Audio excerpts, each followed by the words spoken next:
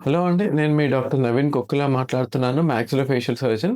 ఈ వారంలో చేసిన ఇంకో సర్జరీ టీఎంజే యాంకిలోసిస్. అంటే ఈ పేషెంట్ కూడా నోరు మూసుకుపోయింది. అంటే ఎందుకు దురదృష్టవశాత్తు చిన్నప్పుడు ఈయనకి దెబ్బ తాకింది. చిన్న గదువ పైన దెబ్బ తాకి ఇండైరెక్ట్ ట్రామా వల్ల ఇక్కడ దవడ దగ్గర ఈ జాయింట్ దగ్గర 2 సైడ్‌లు ఫ్రాక్చర్ అయినట్టుంది. సో, దీనివల్ల ఏమైంది ఈ బోన్ అనేది కింది దవడది ఈ పైన జాయింట్ గ్లీనాయిడ్ ఫోసా అంటాము. ఇది జైగోమాటిక్ బోన్ ఎక్స్‌టెన్షన్ తోటుంటుంది. ఇక్కడ ఫ్యూజ్ అయిపోయింది. అతుక్కపోయింది. దానికి ఎందుకు అతుక్కపోయింది అంటే, ఆ టైంలో సర్జరీ సరిగ్గా చేయకపోవడం వల్ల, లేదు అంటే ఆ పేషెంట్‌కి సర్జరీ చేయించుకోలేకపోయాడో, మూడోది అక్కడ చిన్న ప్లేస్ కదా! ఊర్లలో తెలియకపోవచ్చు. ఇలా సర్జరీ చేయాలండి.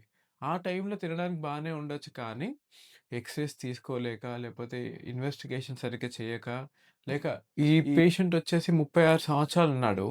కానీ చూడడానికి మాత్రం 50, 60 సంవత్సరాల దాకా ఉంటాడు. 36 సంవత్సరాలంటే అట్‌లీస్ట్ మనం 30 సంవత్సరాలు వెనక్కెళ్తే ఊర్లలో ట్రీట్మెంట్ చేసే డాక్టర్ దొరకకపోక ఈ పొజిషన్‌లో వచ్చుంటాడు.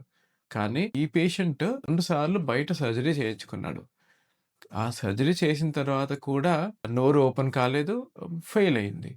ఇప్పుడు మన దగ్గరకొచ్చినప్పుడు ఏం చేశామంటే, యూజువల్‌గా కొద్దిగా బాగా ఉంటే ఫస్ట్ ప్రిఫరెన్స్ ఆయనకేంటి అంటే, మనం డిస్ట్రాక్షన్ చేసి దవడని కొద్దిగా ముందరికి తీసుకొచ్చి అప్పుడు మనం జాయింట్ యాంకిలోసిస్ రిలీజ్ చేస్తాము. కానీ వీరికి ఉన్న కండిషన్‌లో నోరు ఓపెన్ చేస్తూ ఫస్ట్ నాకు నోరు ఓపెన్ చేయండి అన్నారు. సో, అలాంటప్పుడు మనం ఏం చేశామంటే, we have gone for gap arthroplasty procedure. అంటే మనం ఈ జాయింట్ బొక్క ఏదైతే అతుక్కపోయిందో, పైన జాయింట్‌కి, కింద దవడకి ఒక గ్యాప్ క్రియేట్ చేస్తాం. ఎక్సెస్ బోన్ ఏదైతే జాయిన్ అయిపోయిందో, అది ఒక 1.5 centimetres to 2 centimetres gap create చేసి ఇది చేసేటప్పుడు సర్జరీ చేసేటప్పుడు లోపటి వరకు చాలా ఎక్స్‌టెండ్ అయింది. అంటే 2 సార్లు సర్జరీ అయింది కదా! సో, దవడ హైట్ కూడా తగ్గిపోయింది.